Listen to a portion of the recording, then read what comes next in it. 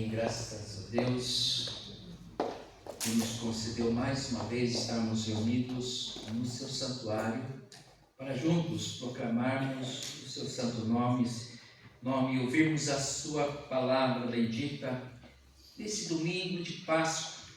Convido você a abrir sua Bíblia lá em Lucas, capítulo 24, mesmo sentado, esteja atento aí a palavra do Senhor que já nos fala abundantemente.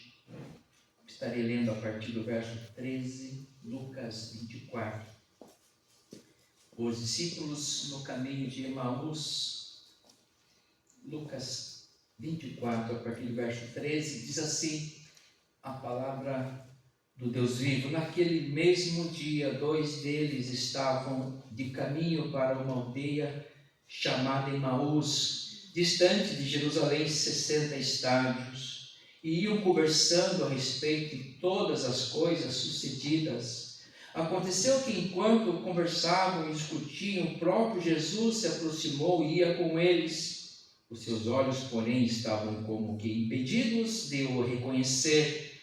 Então lhes perguntou Jesus: que é isso que vos preocupa e de que ides tratando à medida que caminhais? E eles pararam entristecidos. Um, porém, chamado Cleopas, respondeu dizendo: és o único, porventura, que, tendo estado em Jerusalém, ignoras as ocorrências destes últimos dias? Ele lhes perguntou: quais? E explicaram o que aconteceu a Jesus, o Nazareno, que era varão profeta, poderoso em obras e palavras diante de Deus e de todo o povo, e como os principais sacerdotes e as nossas autoridades o entregaram para ser condenado à morte e o crucificaram. Ora, nós esperávamos que fosse ele que havia de redimir a Israel. Mas depois de tudo isto, é já este o terceiro dia desde que tais coisas sucederam. É verdade também que algumas mulheres das que conosco estavam nos surpreenderam, tendo ido de madrugada ao túmulo e não achando o corpo de Jesus, voltaram dizendo terem tido uma visão de anjos, os quais afirmam que ele vive. De fato, alguns dos nossos foram ao sepulcro e verificaram a exatidão do que disseram as mulheres, mas não o viram. Então lhes disse Jesus: honestos e tardos de coração, para crer tudo o que os profetas disseram, porventura não convinha que o Cristo padecesse e entrasse na sua glória? E começando com Moisés, discorrendo por todos os profetas, expunha-lhes o que a seu respeito constava em todas as Escrituras. Quando se aproximaram da aldeia para onde iam, fez ele menção de passar adiante. Mas eles o constrangeram, dizendo: fica conosco, porque é tarde e o dia já declina. E entrou para ficar com eles. E aconteceu que, quando estava à mesa, tomando ele o pão, abençoou e, tendo-o partido, lhes deu. Então se lhes abriram os olhos e o reconheceram, mas ele desapareceu da presença deles. E disseram um ao outro: porventura não nos ardia o coração quando ele, pelo caminho que nos falava, quando nos expunha as Escrituras?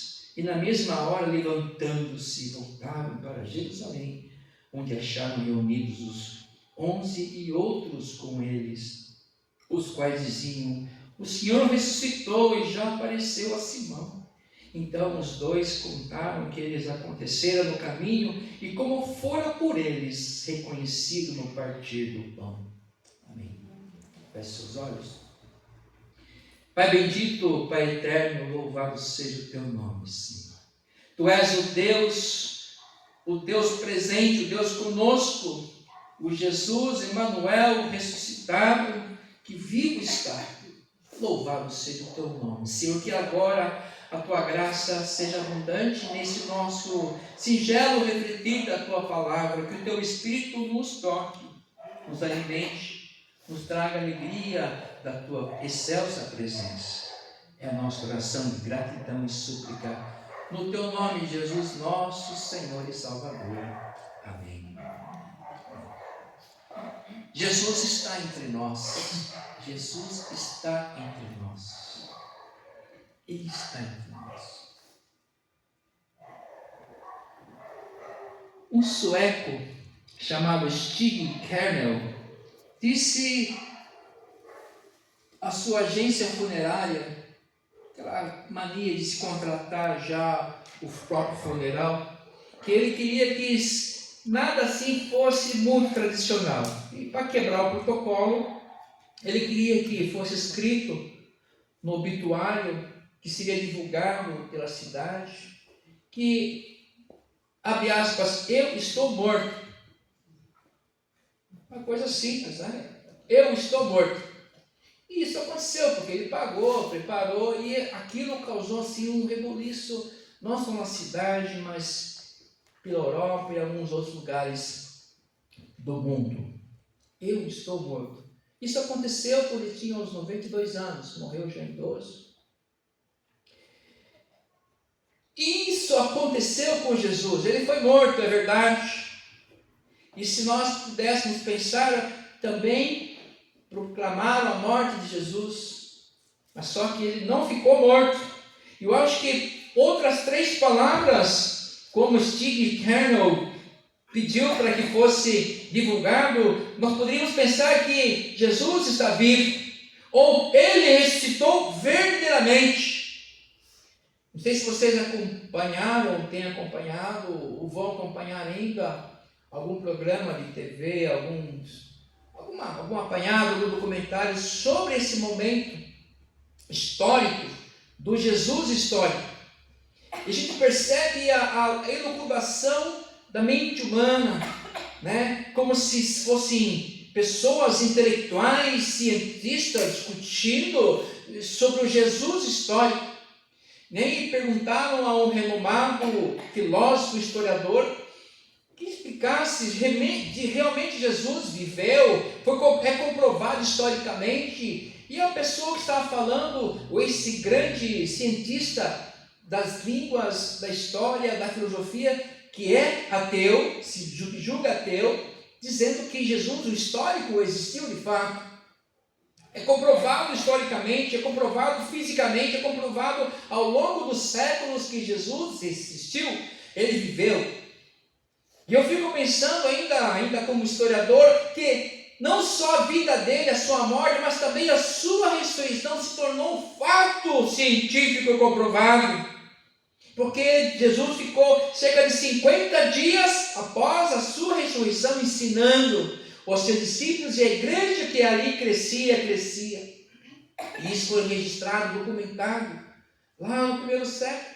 Ou seja, nós temos comprovações científicas da ressurreição de Cristo, mas a gente percebe que até hoje os homens, as mulheres, os intelectuais ficam aí elucubrando, tentando entender algumas coisas, mas nós também entendemos que se não tem fé, não acontece nada. Se não acontece a fé no coração que arde a nossa vida, que faz mudar a nossa existência, nada disso acontece. Ele pode ver que Jesus realmente viveu, morreu e ressuscitou. Isso é comprovado cientificamente, mas se não tem fé, não resolve nada.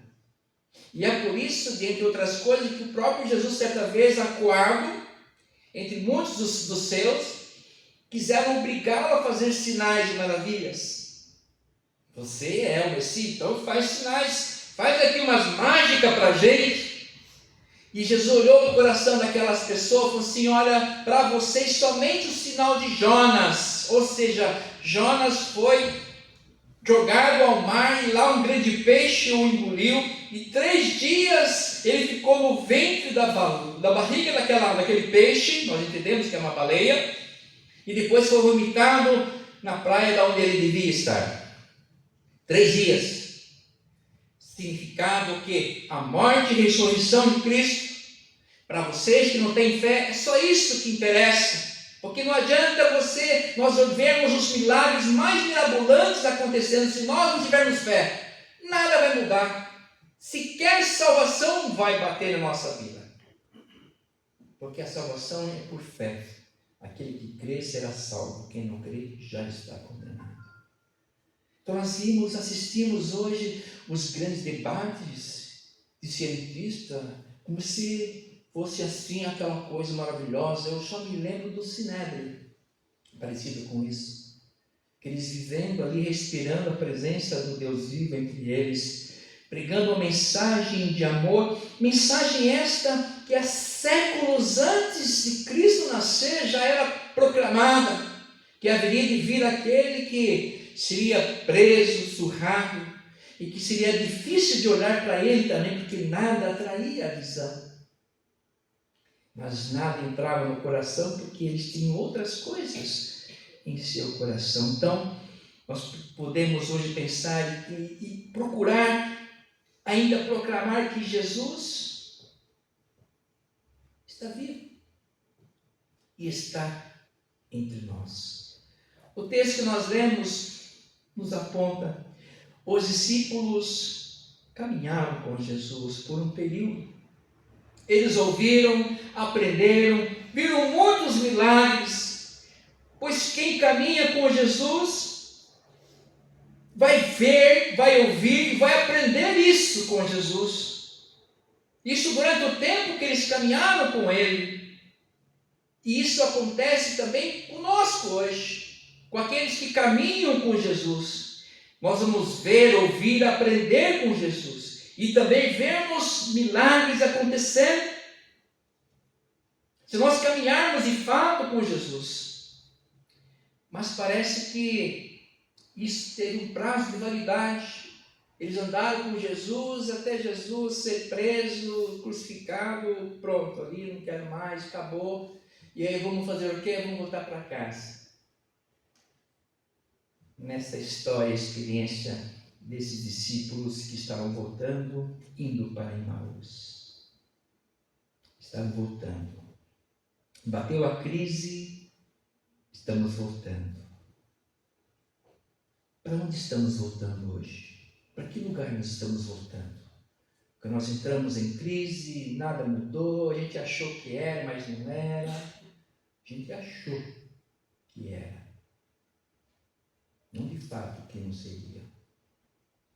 Nós concebemos as nossas verdades diante da verdade divina. Diante da verdade do Deus Todo-Poderoso que tem falado ao longo dos séculos. E continuará assim até que Ele volte no seu dia derradeiro da nossa história. Para onde estamos indo? Para onde queremos voltar, deixando Jesus? Parece que essa situação daqueles discípulos que entraram em crise estão voltando para algum lugar. Mas depois que eles perceberam que de fato era Jesus que tinha aparecido para eles, eles voltaram imediatamente e foram ter com os outros discípulos. Eles estavam desistindo, porque Jesus foi crucificado. O verso 20: e como os principais sacerdotes e as nossas autoridades o entregaram para ser condenado à morte e o crucificaram. Ora, nós esperávamos que fosse ele quem havia de redimir a Israel. Mas, depois de tudo isto, já o terceiro dia, eles estavam pregando ali o Evangelho. No terceiro dia, Jesus falou várias vezes que no terceiro dia ele ressuscitaria e continuava ainda conversando, falando do que Jesus já tinha falado que ia acontecer, que as mulheres foram ver e não estava lá, e que os discípulos correram para lá e disse de fato Jesus não estava lá. Eles continuaram pregando algo que Jesus tinha falado, mas sem fé no coração, longe do coração. Não adianta nada. Nós podemos pregar, falar de Jesus, mas sem fé não resolve nada. Não adianta nada. Qualquer crise vai nos abater, qualquer ventinho vai nos levar. Eles estavam desistindo, se sentindo derrotados, ficaram ali abatidos com a aparente derrota. Isso fazia parte do processo que eles não entenderam. Às vezes nós desistimos porque nós não aceitamos o processo que Deus está usando para nos colocar num lugar melhor. para nos fazer pessoas mais conscientes, pessoas com um pouco mais de fé e sabedoria. Eles estavam abatidos, estavam entristecidos. Falta fé.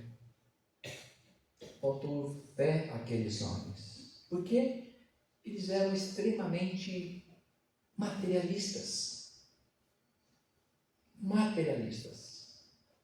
Todos eles estavam escondidos. Mesmo assim, Jesus insistiu, olha para as mulheres, fala para eles que depois nós vamos nos ver lá na Galileia. Jesus continuou falando com eles ainda, insistindo, eu estou vivo. Vocês não entenderam, mas eu estou vivo. E isso é apesar de você, apesar da nossa pequena fé. Eu estou vivo apesar da nossa história. Apesar daquilo que você pensa, apesar das suas tristezas, eu estou vivo. É que vocês não abriram o seu coração para as minhas palavras, vocês esqueceram que eu estava com vocês, vocês não perceberam o quanto eu planejei tudo isso. O quanto eu planejei e fiz tudo para esse fim, para esse dia. Para que nós pudéssemos entender o plano maravilhoso de redenção do Deus Todo-Poderoso. Um plano que ia nos levar, é claro, num processo bem humano, num processo bastante pé no chão e suor, e muitas lágrimas, mas sabendo que depois ia configurar numa ação sobrenatural de Deus, que é quando Ele culmina com a sua vontade entre nós e para nós. Basta apenas a gente olhar para Ele. Isso acontece conosco também. Nós esquecemos que Ele é o Emmanuel, Deus presente. Nunca vai a lugar nenhum. Então lhe disse Jesus, verso 25, ó nécios, ignorantes, vocês estão ignorando isso. Vocês estão ignorando o que eu disse para vocês. Vocês estão ignorando a minha palavra. Estão ignorando tudo aquilo que eu disse e fiz. E tardos de coração para crer tudo o que os profetas disseram.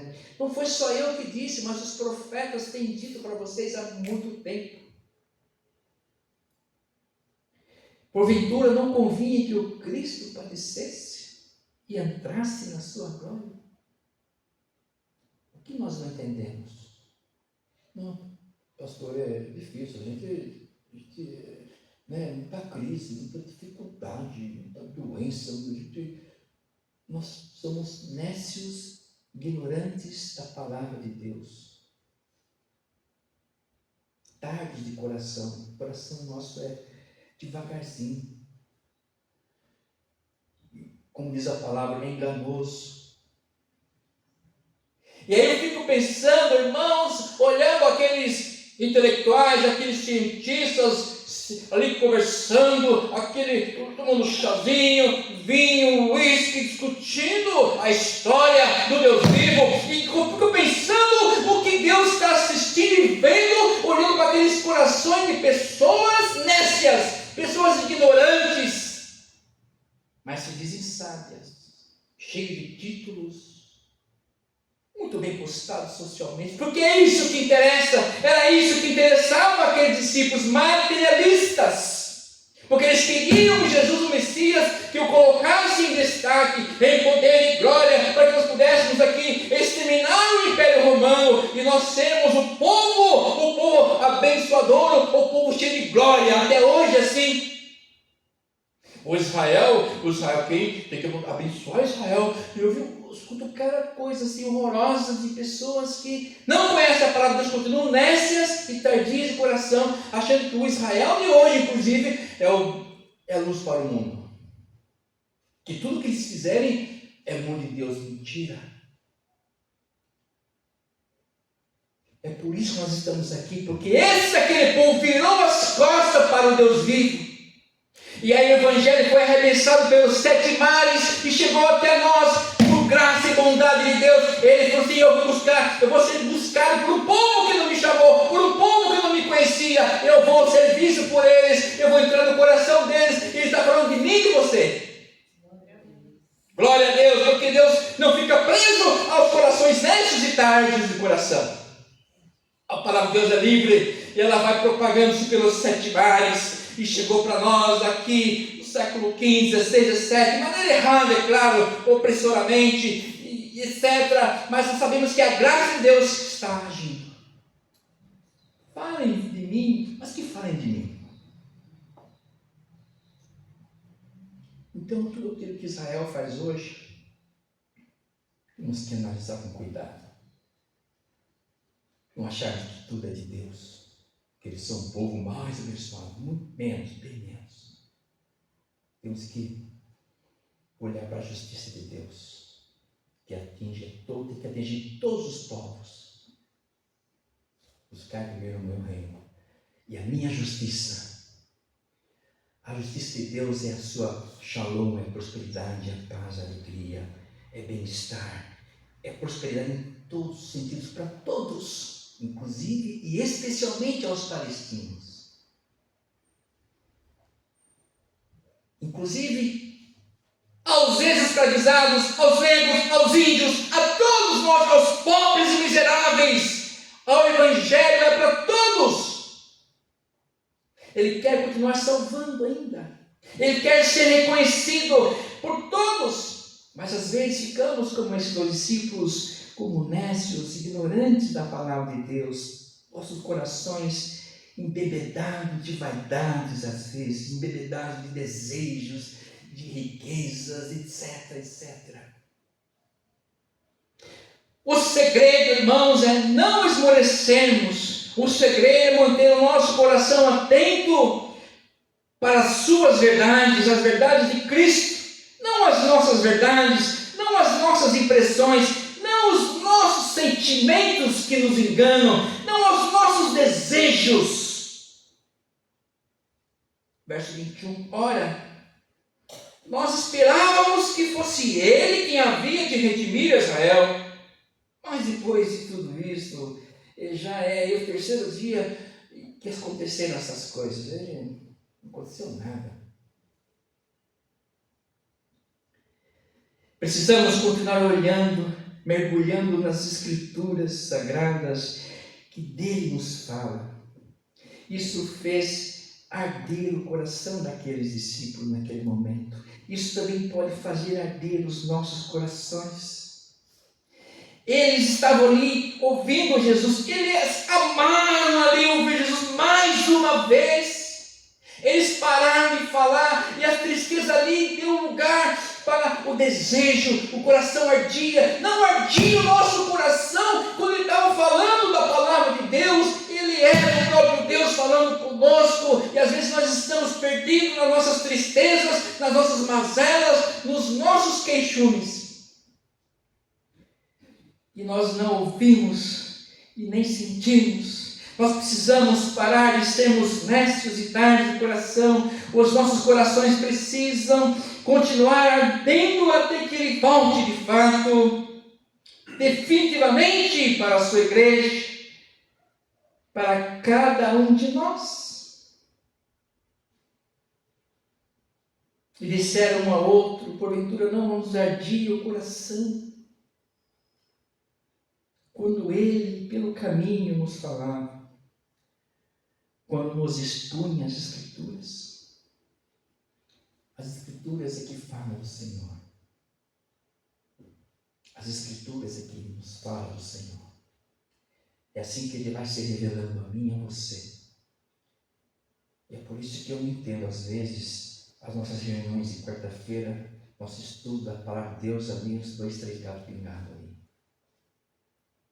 Cara, tem uns só de YouTube, tudo bem, mas ainda é 1, 2, 3 gatos pingados. Porque é quando o Senhor vai se revelando a nós, sendo manifesto através da sua palavra, e o tempo todo. E ele foi falando desde lá do Gênesis até o Apocalipse, que estudo maravilhoso foi aquele. Os nossos corações precisam se voltar ao Senhor, às Escrituras sagradas, porque Ele quer continuar falando a cada um de nós. Não vamos viver de crise em crise. Era assim com aqueles homens, aqueles discípulos. Viver de crise em crise. Até que ele volte. Uma vida assim, meio difícil, né? De crise em crise. Até que ele volte. Não! Ele ressuscitou. Ele está entre nós. E continua falando conosco, nos ensinando. O Senhor está no meio de nós, no nosso caminhar, no partir do pão, em cada ato da nossa vida, no compartilhar do nosso pão. Isso aqui para mim é maravilhoso, que Jesus age principalmente quando nós partilhamos o pão, dividimos o pão. É a prática de Deus. E nós podemos fazer o mesmo nesse movimento maravilhoso, conversar sobre as Escrituras Sagradas e o nosso coração pegar fogo e nós vamos partilhar o pão, porque Ele vai colocar isso no nosso coração, vai mudar nosso coração e não vamos mais ficar pensando nesse mundo materialista, consumista. Vamos ficar olhando para Jesus e gritando: Maranata, ora vem, Senhor Jesus, Alfa e Ômega. E continuemos até que Ele volte partindo o pão. E aí faremos como esses discípulos, voltamos lá para a comunhão com os outros irmãos e vamos lá: olha, ele está vivo. Ele está vivo. Continuemos firmes. O que ele disse para nós fazermos mesmo? Ele falou: isso, vamos fazer então. Não vamos deixar nenhum hiato na nossa vida, nenhum espaço nulo. Vamos continuar agindo, porque Ele está entre nós. Ele não mudou. Ele é o mesmo ontem, hoje, será para sempre. Ele está caminhando comigo, com você. E com certeza você vai sentir o arder do seu coração quando você ouvir a palavra dEle. Porque isso é o amor de Deus ainda. Porque Ele está entre nós. Amém. Glória a Deus. Vamos passar nesse momento para o ato litúrgico de investidura da presbítera Sara.